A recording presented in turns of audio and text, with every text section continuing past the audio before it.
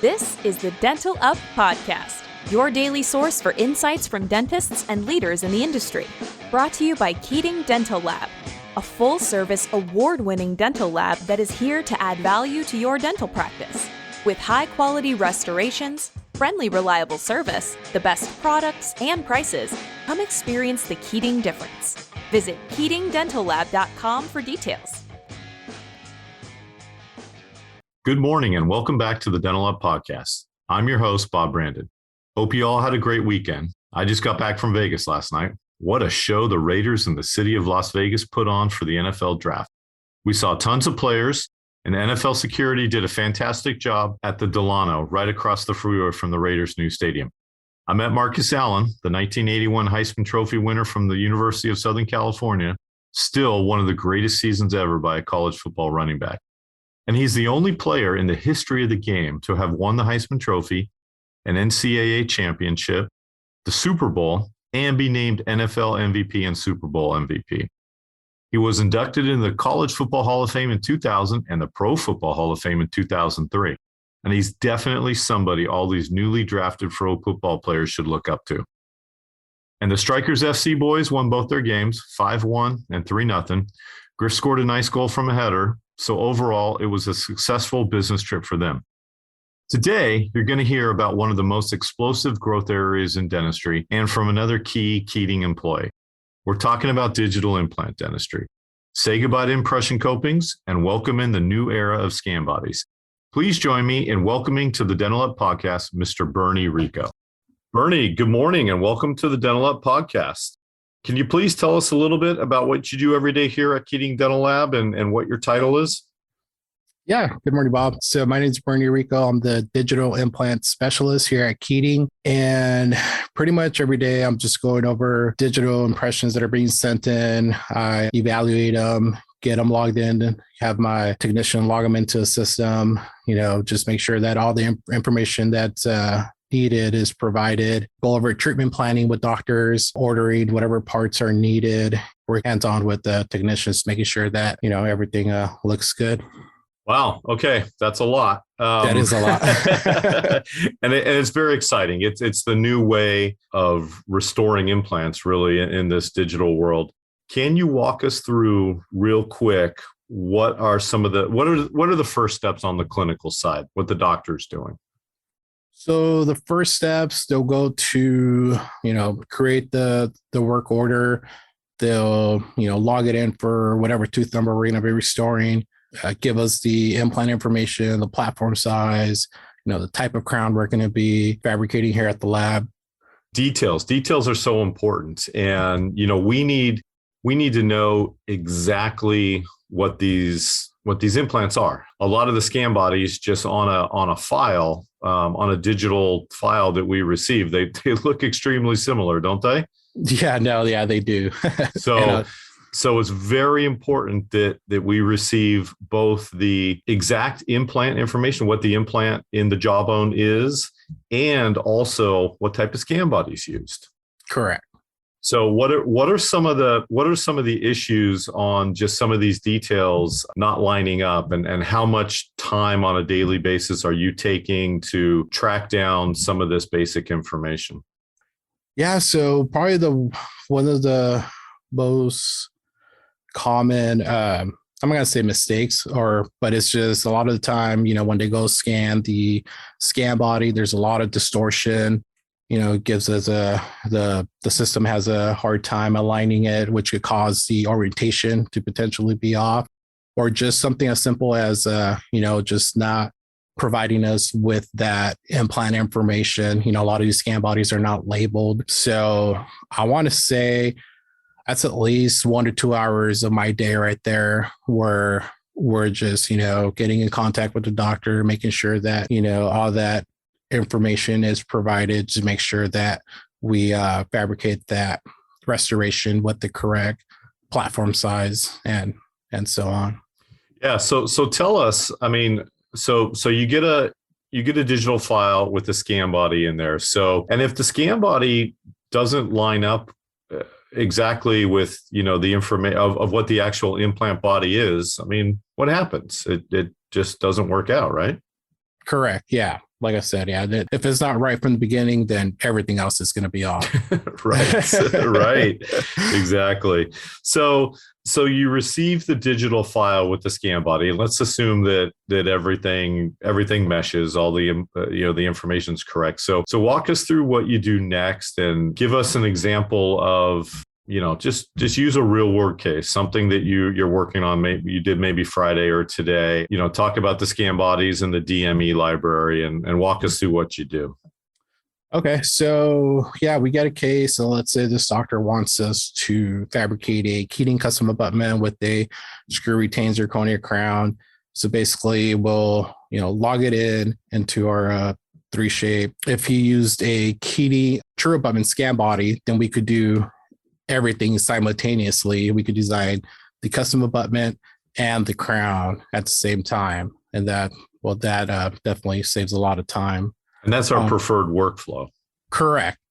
Yeah. You want to use the manufacturer's scan body just to kind of help keep a smooth workflow on our end, both ends, actually. Yeah.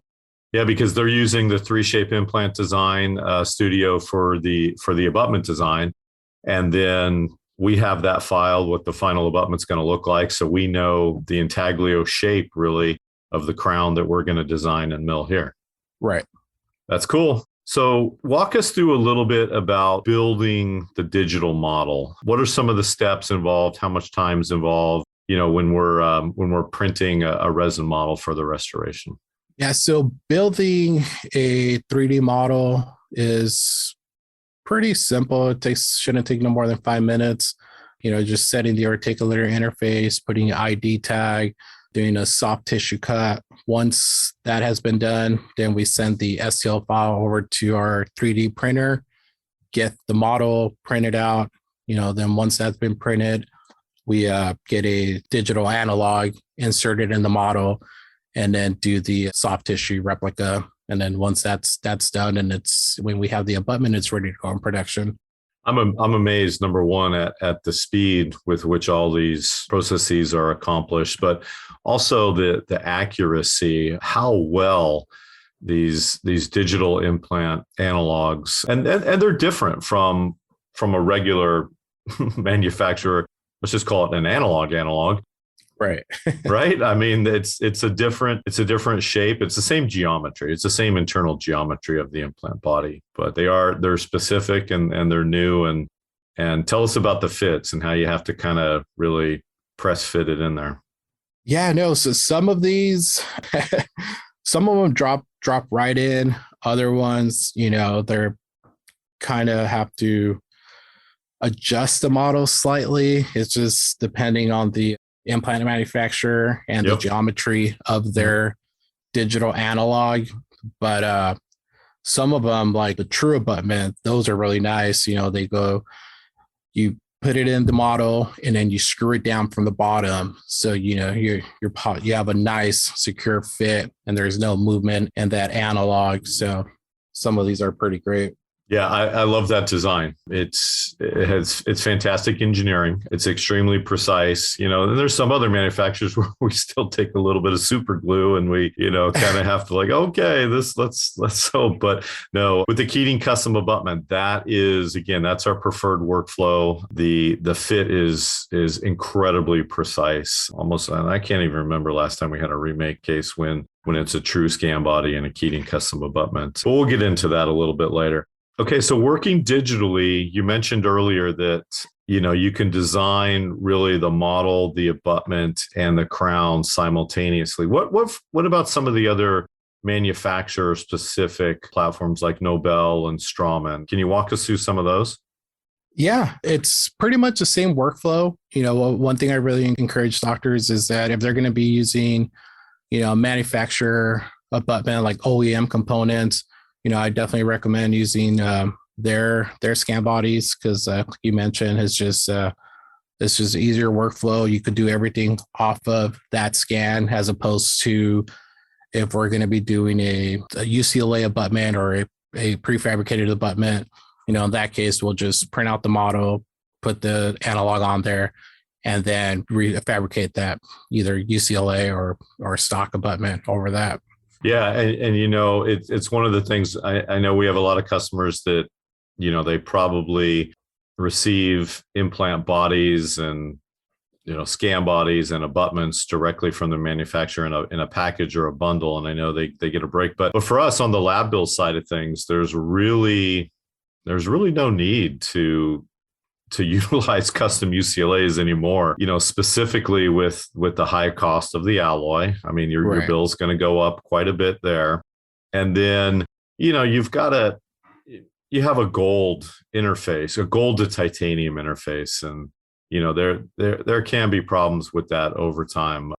Can you talk a little bit about some of the things we see over time with implants that are not placed with a perfect angulation and you have an occlusal load that's not aligned with the long axis of the restoration?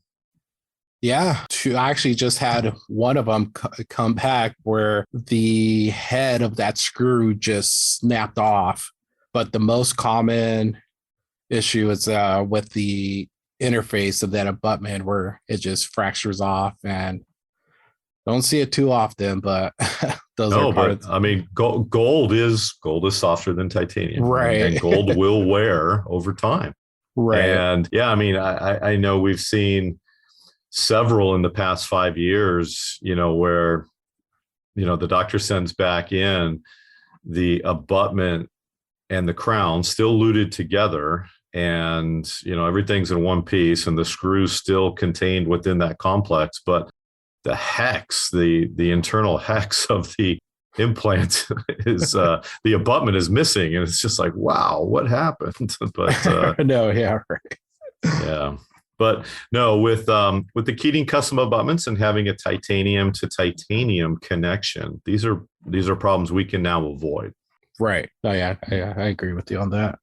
Longevity is definitely much better. Longevity and cost. Correct. Okay, so you touched on it earlier. What are some of the most common types of crowns that you're designing? What are our customers prescribing most commonly? Honestly, the most common crown, it's screw routine zirconia. That's what we see. Single unit posterior, right? Single unit posterior, correct.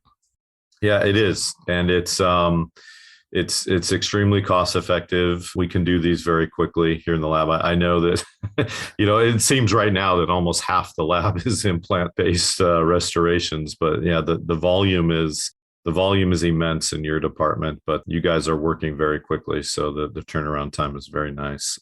How long does the whole process take, basically, just so our customers can know? Typically, it takes about 9 working days in the lab. It takes about 3 to 4 days for us to get that abutment back from the manufacturer. If everything is designed simultaneously, it takes 3 to 4 days for the abutment to get back.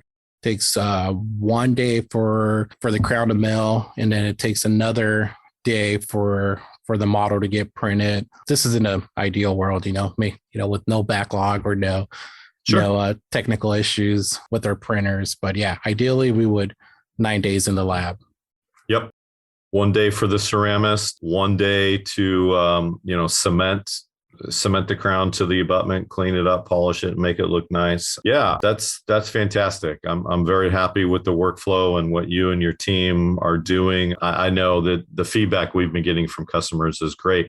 Let's talk a little bit about the cementation. And we recently switched over to the Vista Apex line of cements, and that's superb. That's Interface, and that's the ZRP, the primer. Yeah, what's been the experience with that? Honestly, it's been great. I can't remember the last time we got a implant crown back that debonded from the abutment. But yeah, we haven't had any issues ever since we made that switch. Yeah, I mean, this is probably about 2 years ago. We were using a different manufacturer's brand of implant cement, and we would get back probably 2 to 3 a month. And it was, it's obviously frustrating for the patient and the clinician. Our people haven't changed. The steps have changed a little bit here, but using the Vista Apex line of cements has been fantastic. I'm very happy with that. And you can just tell using the old cement. So let's say, a doctor sends back a crown to add a contact. Well, the first thing we have to do here, the technical steps in the lab are we have to put the crown up under, a high heat to really burn the cement out. So previously with our cement manufacturer, you would heat it up to 400 degrees, which is like a low muffle temperature for the ceramics. And, in 1 to 2 minutes, all the cement would just burn out. With the new Vista Apex cement, I mean, we put it up into 550 range, and it takes a good 5 to 6 minutes for all that cement to really burn out. So that just tells you that we've got such a much higher bond strength of the cement to the implant and the crown, and it's been great. We haven't had any comeback. Okay, so let's switch gears a little bit and talk about the surgical guides and guided surgery, and tell us how dentists can send us a case, and then what we do here for our steps. Yeah, of course. So ideally, we would want the doctor to send that CBCT scan through the customer portal. And that's our own Keating specific customer portal, correct? Correct. Yeah. They normally, once we get an account set up for them, every doctor has a login, where they could check their cases and whatnot. But they would just upload the files directly through the customer portal, and either send a STL scan of the arch that we're going to be working on, or they could even send a PVS impression. We'll pour up a model, we'll scan that here and then import the STL of that scan and merge it with the CBCT scan to fabricate that surgical guide. So what's more accurate in terms of merging and synthesizing the two scans together? Is it digital scans, or is it a physical stone model? I would have to say a digital scan. Right. So we received a case last week from last week's podcast guest, Dr. Stephanie Price. It was an implant for tooth number 19, and she sent us a CIRAC file for basically a scan of the jaw. And then she submitted her CBCT through the Keating customer portal. Tell us a little bit about the steps and what you're doing for that case. So for that case, we're actually printing the guide today. Nice. She approved it on Friday. So this one, she uploaded the CBCT scans through the Keating customer portal. She sent the STL file through the Sarah Connect. And this was literally last Thursday. Correct. And today's Monday. Right. So yeah. So with these, I mean, it's one of those things when they ask for a turnaround time, it's kind of hard because with these types of surgical guides, we do have to have the final approval from the doctor. Makes sense. Yeah. I mean, we're not surgeons or doctors here. Right. So yeah, she, I sent her the report on Thursday. She got back to me on Friday. And I mean, it was a pretty straightforward case. Like I said, it was a lower left first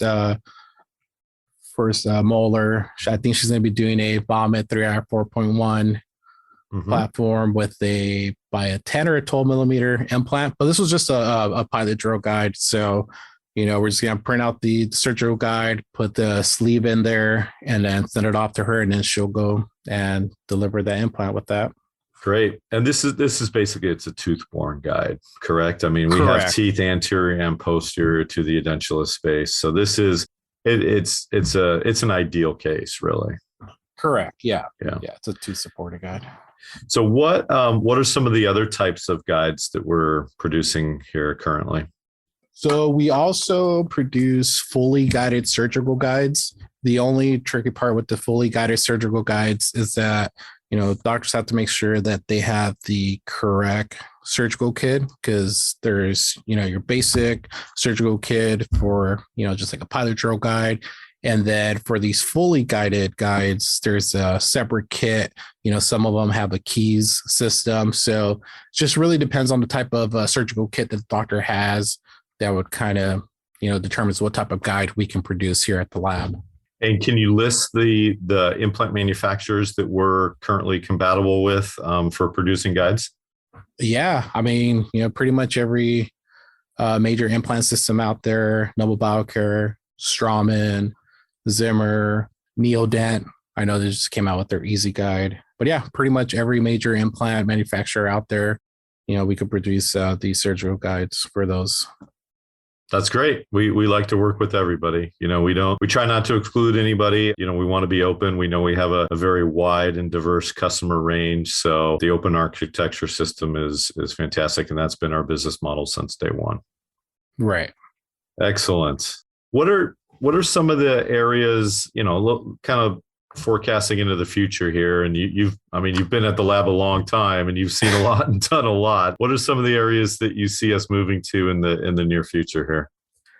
Honestly, I think, surgical guides are definitely going. That's another area of the department that's growing at a fast pace. So, the implant department alone has grown immense, since when I first started back there about 11 years ago.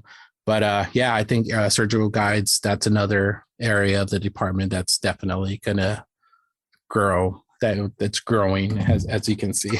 Yeah, no, and I was talking to an oral surgeon friend of mine. This is probably 2 to 3 weeks ago, and he said that the pandemic and the lockdown really affected a lot of people. They had a toothache, and right. And they were, either couldn't go or maybe, panic set in and didn't go to the dentist, and they just sort of dealt with the pain, in the best way they could at home for 3 to 6 months or however long it was. And then sure enough, oral surgeons, 2021 oral surgeons got crazy busy with extractions and then placing implants. And yeah, here we are, 2022, and we are loaded with implant cases. Yeah, no kidding. Yeah, I don't think human beings were meant to be locked down and not see their healthcare providers for that long. That was just a bad idea. Right. Yeah.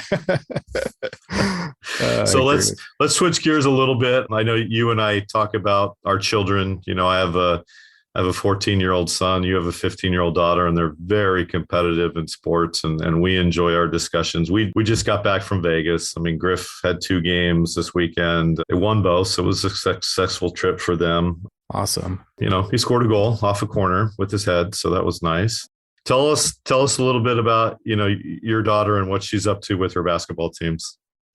Yeah, so high school season, their season ended about 3 months ago. Oh, wow. Yeah. We're already in May. Ended about 2 months ago. They lost in the first round of CIF. She's currently a freshman. She ended up getting team MVP. Wow. And also got a league MVP. Oh my God. League MVP as a freshman? Yeah. Dude, congratulations. That's awesome. Thank you. Yeah. And then, so right now we're just pretty much playing with her club team. We didn't have any tournaments this weekend, nor do we have a tournament next weekend, but the following week we'll be in San Diego. And then after that, we'll be in Mesa, Arizona. That should be fun. But yeah, she has a pretty crazy schedule this summer with club. And then pretty excited for this fall. As I mentioned, she's going to be transferring over to Capistrano Valley Christian private school down there in San Juan. So I still can't believe that she's transferring. That's so great. It's all about competition though, right? She has to surround herself with, better teammates and a higher level of competition in order to get better. That's the model, right? Right. Yeah, no, definitely. It's going to be, playing at a high level year round, as opposed to only playing at a high level when you're at with your club team. But yeah, not only basketball, just from a academic standpoint of view, it's going to be good transition and pretty excited for that. That's right. There are still more academic scholarships awarded than athletic scholarships every single year. So it's very important. Make sure she gets her grades, Yeah. Because at the end of the day, it doesn't matter how good you are. If you're not performing at a high level in the classroom, then that's the first thing they tell you. Right. She's well aware of that. Yeah. And the whole thing, academically and athletically, challenging herself and striving for more competition. That's the model for everything, really. And that's the model we use here in the laboratory, correct? Correct. Yeah. Nobody wants status quo. Nobody's happy with status quo. We all want to get better every day. I see it with you and your team, not just in workflow and getting faster, but but working on the emergence profile, working on the retentiveness of the abutment, making sure we have enough core height of the abutment and everything. And you guys are doing a great job, and hats off to you. It's a very difficult job. It's a very, detailed and tedious job. And I see you guys staring at the computer monitors, for cases for 5 to 6 minutes each, and sometimes 10 minutes plus, and tweaking things. And, you call us over and we look at it and give you guys input. And I mean, by the time you guys call us over to look at things, they look brilliant to me. And I know it's a lot of hard work to get to that level. Thank you. I appreciate that. Yeah, no, it is. We just, try to work on perfecting our craft every day. Absolutely. Well, that's the only way. That's the Keating model. And I sincerely thank you for all your years of wonderful service to this laboratory. We're in a great position. You're a key part of it. And I can't thank you enough.